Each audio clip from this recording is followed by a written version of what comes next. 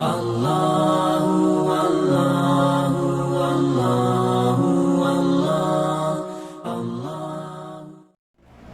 ذی الحجہ کے اندر یہ دو عمل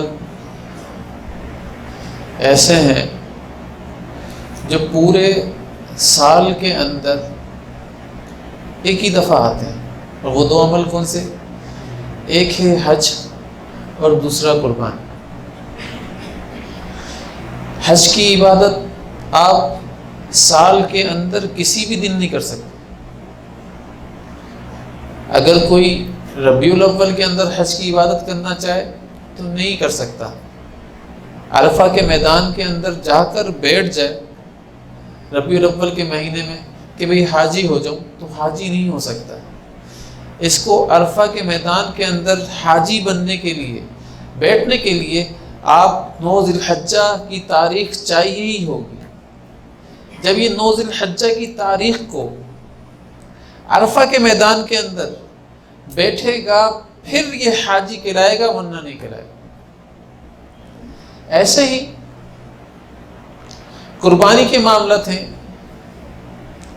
کہ قربانی 10 ذی الحجہ، 11 ذی الحجہ، 12 ذی الحجہ، یہ 3 دن ہیں۔ اگر ان 3 دنوں کے اندر قربانی کر لی تو اس کا واجب اس کے اوپر سے اتر گیا۔ اگر ان 3 دنوں کے بعد کرے گا تو اب اس کی قربانی قبول نہیں ہوگی۔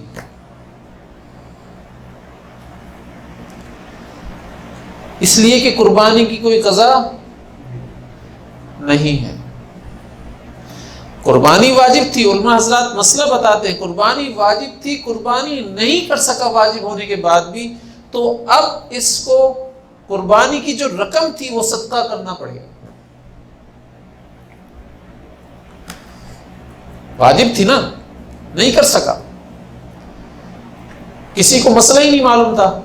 جیسے آج کل بہت سارے لوگوں کو مسئلہ ہی نہیں معلوم ہوتا، وہ گھر کے اندر 4 افراد ہوتے ہیں لیکن ان کو پتا ہوتا ہے کہ بھئی ایک ہی قربانی کرنی ہے، رشتہ دار بھی زیادہ نہیں ہے، گھر کے اندر گوشت کہاں رکھیں گے، کس طریقے سے تقسیم کریں گے، تو پریشان ہوئے پھرتے ہیں، ایک ہی بکرا لے کر آ جاتے ہیں، حالانکہ چاروں پر قربانی واجب تھی، ان کو مسئلہ نہیں معلوم ہوتا۔ لیکن جیسے ہی مسئلہ معلوم ہو تو بھائی علماء حضرات فرماتے ہیں کہ اگر یہ قربانی نہیں کر سکا ہے واجب ہونے کے بعد بھی، اور اس کو مسئلہ معلوم نہیں تھا، مسئلہ دیر سے معلوم ہوا، تو اب اس کے اوپر قربانی کی جو رقم ہے وہ صدقہ کرنا واجب ہے، کہ قربانی کی رقم کو صدقہ کرے۔ تو اس لیے قربانی کا جو عمل ہے اس کو سمجھنے کی ضرورت ہے، اس کے فلسفے کو سمجھنے کی ضرورت ہے۔ ہم تو دیکھتے ہیں کہ قربانی جانور لے کر آ گئے اور جانور لا کر قربانی کے جانور کے اوپر چھری پھیر دی اور قربانی ہو گئی۔ اس کو سمجھنے کی ضرورت ہے۔ دیکھیں، جب ابراہیم علیہ السلام سے قربانی مانگی جا رہی ہے تو ابراہیم علیہ السلام کو شیطان نے آ کر بہکایا بھی، اس شیطان کی بھی ابراہیم علیہ السلام نے نفی کر دی، انکار کر دیا۔ اسماعیل علیہ السلام کو بہکایا، انہوں نے بھی نفی کر دی۔ ہاجرہ علیہ السلام کو بہکایا، انہوں نے بھی نفی کر دی۔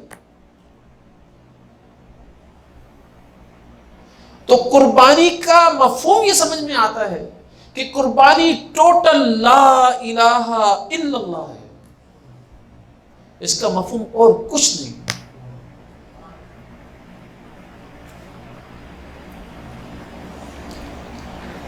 جب فرشتے آپس میں باتیں کر رہے ہیں نا، اور فرشتے یہ کہہ رہے ہیں اللہ اکبر اللہ اکبر، کہ اللہ تجھے قربانی کی ضرورت کیا ہے؟ ابراہیم علیہ السلام اسماعیل علیہ السلام کو لے کر جا رہے ہیں، اللہ تجھے کسی انسان کی قربانی کی ضرورت ہی کیا ہے؟ اور وہاں پر فرشتوں کی گفتگو سن کر ابراہیم علیہ السلام کیا فرمانے؟ لا الہ الا اللہ، یہ اللہ میرے دل کے اندر کچھ بھی نہیں ہے، اپنا بیٹا بھی نہیں ہے، میرے دل کے اندر تو ہی ہے اور کچھ نہیں ہے.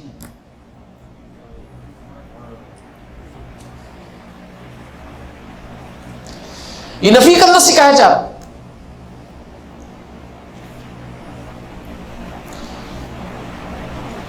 تو ابراہیم علیہ السلام نے سب مخلوق کی نفی کر کر صرف اللہ تعالی کی ذات کو اپنے دل کے اندر اس بات کیا، ثابت کیا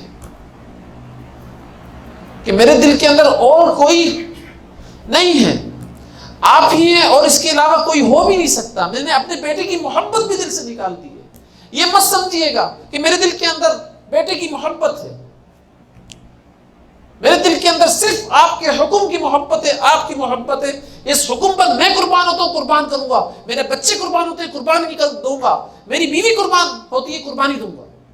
میں سب کو قربان کر دوں گا، لیکن آپ کے حکم کی خلاف ورزی نہیں کروں.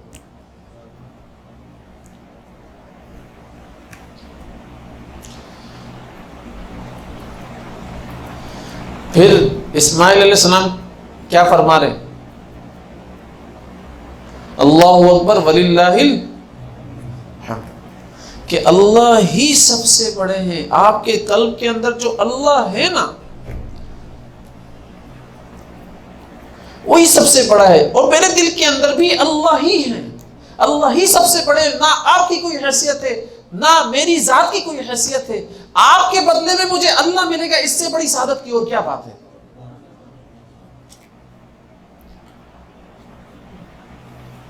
اور میں اللہ کا شکر ادا کرتا ہوں کہ اللہ تعالیٰ کی ذات نے اس قربانی کے لیے مجھے چنا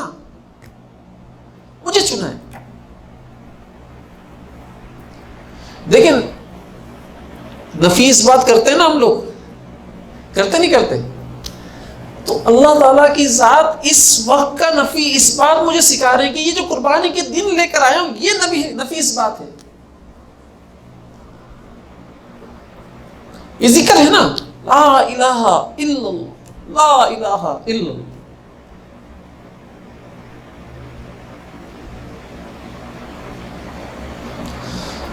وہاں تو انہوں نے بیٹا پال کر ذبح کیا تھا، اور یہاں ہم مال کو خرچ کرتے ہوئے ہماری جان جاری ہوتی ہے. اس کا مطلب کیا ہے؟ اس کا مطلب یہ کہ تو نے اسباب کے اوپر، مال کے اوپر نگاہ کی ہوئی ہے. نفی مکمل نہیں ہو رہا. جب تک نفی مکمل نہیں ہوگا کوئی عبادت کامل ہو نہیں سکتی، ساری عبادتیں ناقص رہیں گی.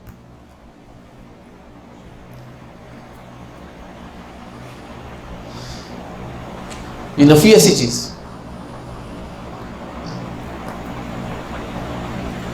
علماء حضرات فرماتے ہیں، مشائخ حضرات فرماتے ہیں کہ جب بندہ اللہ کا ذکر کر رہا ہوتا ہے تو اللہ کی طرف دھیان ہو جاتا ہے. یہ جو اللہ کی طرف دھیان ہوتا ہے یہ بھی اللہ کی ماں سوا ہے.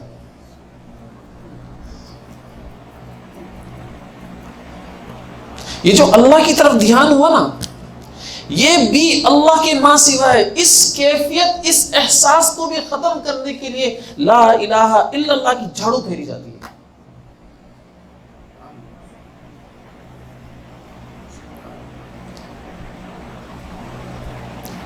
میں اور آپ قربانی کرنے کے لیے جا رہے ہیں، کوئی بھی احساس پیدا ہو رہا ہے، کوئی بھی دل کے اندر خیال پیدا ہو رہا ہے، اس کا مطلب یہ ہے کہ نفی کامل نصیب نہیں ہو رہی، اور اللہ تعالیٰ نفی کی انتہا پر لے کر جانا چاہتے ہیں مجھے قربانی کے ذریعے سے.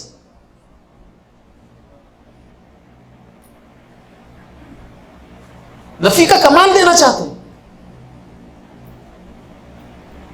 اور کمال پر بھی انتہا پر لے جانا چاہتے ہیں.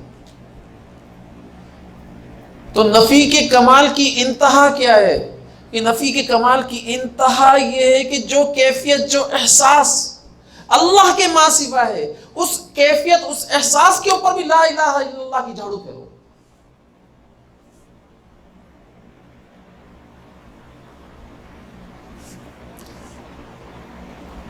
یہ قربانی کا اصل فلسفہ بتا رہا ہوں. آئے جانور لائے، جانور کو لا کر ذبح کر دیا،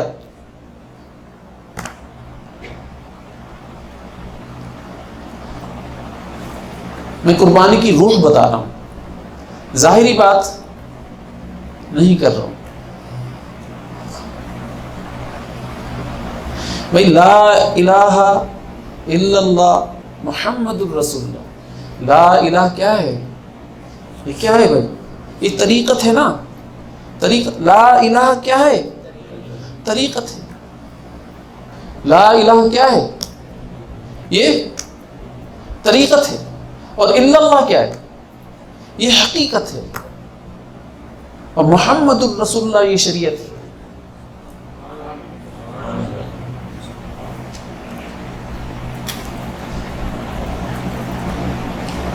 جو طریقت کو نہیں پا سکے گا وہ حقیقت کو کیا پا سکے گا؟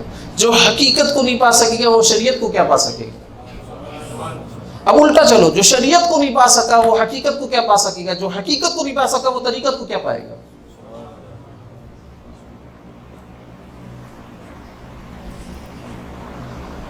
تو لہذا طریقت،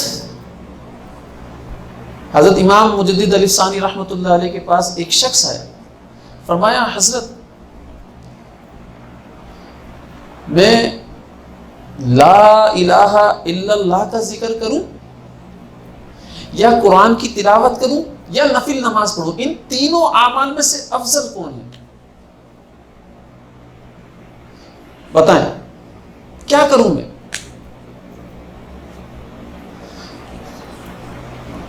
نفل نماز کی بات ہو رہی ہے یہ، ٹھیک ہے نا. جو قرآن فرض ہے نا ہر سال کے اندر 2 وہ تو پڑھ لو، اس کے علاوہ کی بات ہو رہی ہے. سنن اور فرائض اور واجبات کے علاوہ کی بات ہو رہی ہے یہاں پر.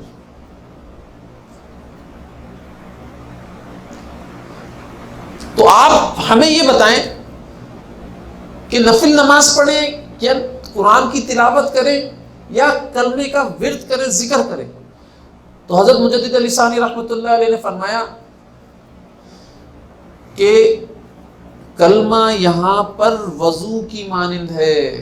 جب تک تیرا وضو ہی ناقص رہے گا تو عبادت دوسری اور کیا کرے گا؟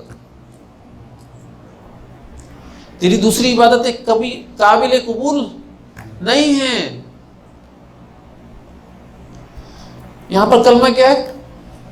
وضو کی مانند ہے.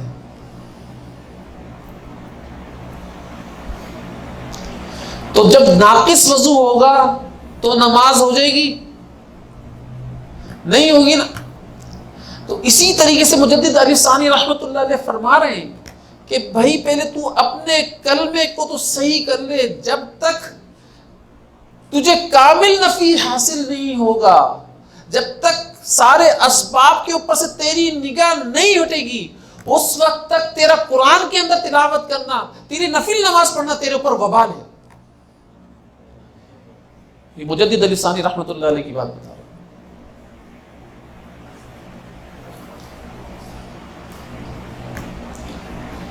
اگر تو نفل نماز پڑھتا ہے اور یقین تیرا سبب کے اوپر ہے، اسباب کے اوپر ہے، نکلتا ہی نہیں ہے، تو پہلے اس کو صحیح کر، وضو صحیح کر پہلے.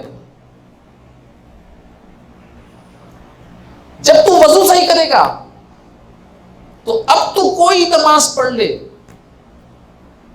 تیری ساری عبادتیں تیرے لیے کمال ہوں گی اور تجھے ترقی تک لے کر جا رہی ہے.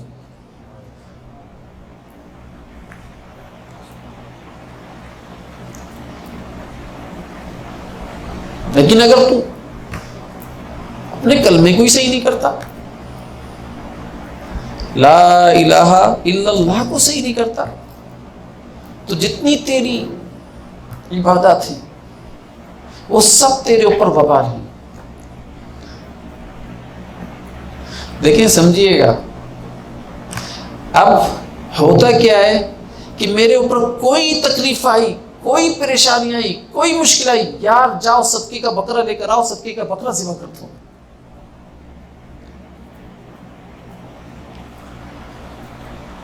صدقے کا بکرا لے کر آؤ، صدقے کا بکرا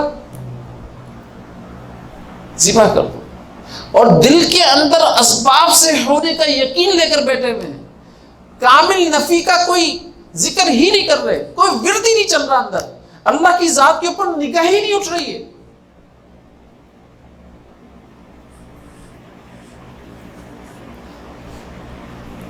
تو یہ جو صدقے کا بکرا ہے، یہ جو لایا گیا ہے، یہ کیا ہے؟ یہ میرے لیے وبال ہے، کیا ہے؟ بھئی قربانی تو آپ نے کر دی، واجب تھی نا آپ کے اوپر، قربانی تو آپ نے کر دی، لیکن قربانی جو واجب تھی نا اس کو بھی اس درجے میں لا کر کرو. یہ تو واجب اترا ہے آپ کا، لیکن اللہ کے بارگاہ کے اندر یہ قربانی قرب کا باعث بنا نہیں بنا. اب قرب کے اوپر آ جاؤ بھائی، یہ قرب کا باعث کیسے بنے گا؟ یہ سال بھر کے اندر قربانی کے عمل کو دہرایا کیوں جاتا ہے، لایا کیوں جاتا ہے؟ یہ اس لیے لایا جاتا ہے کہ سب کی نفی کر کر تو قربانی کر. ایک تو نے واجب اتارا، اور ایک ہے کہ سب اسباب کی نفی کر کر تو قربانی کر رہا ہے، تو میرے قرب کو تو پائے گا. اس عمل کے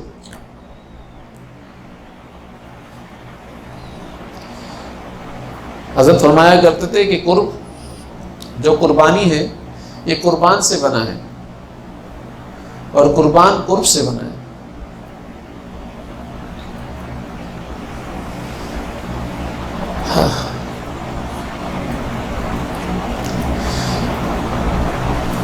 اللہ تعالیٰ کی ذات سے جو عمل قریب کرتے اس کو کیا کہتے ہیں؟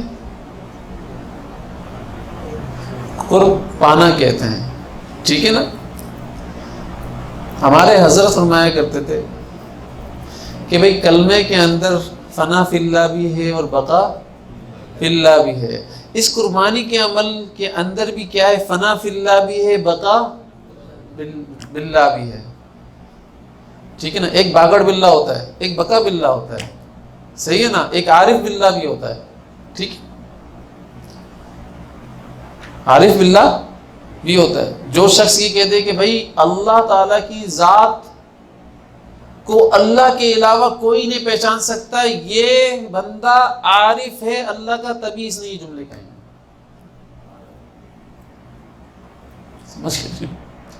اس کو کیا کہتے ہیں؟ عارف باللہ کہتے ہیں. اللہ کی ذات کو پہچاننے کا دعویٰ تو کوئی بھی نہیں کر سکتا نا.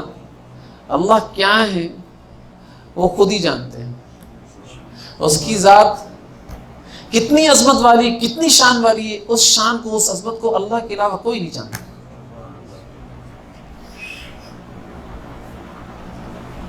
تو حضرت فرمایا کرتے تھے ایک ہے فانی فی اللہ، ایک ہے باقی باللہ. فانی فی اللہ کیا ہے؟ کہ جو چیز آپ کو گناہوں سے روک دے، آپ کا تقاضا چل رہا ہے لیکن آپ گناہ نہیں کر رہے، اپنے آپ کو اللہ کے حکم کے اندر فنا کر رہے ہیں. جو اللہ تعالیٰ کی ذات نے اس تقاضے کے وقت حکم دیا ہے اس حکم کو فالو کر رہے ہو، تو کیا ہوا کہ آپ اپنی ذات کو اللہ کے حکم کے اندر فنا کر رہے ہو. اب اس کو زیادہ محنت کرنے کی ضرورت نہیں ہے فانی فی اللہ میں، بس یہ کام کرنا شروع کر دے، اللہ اس کو وہاں پر فانی فی اللہ لکھ دیں گے. اللہ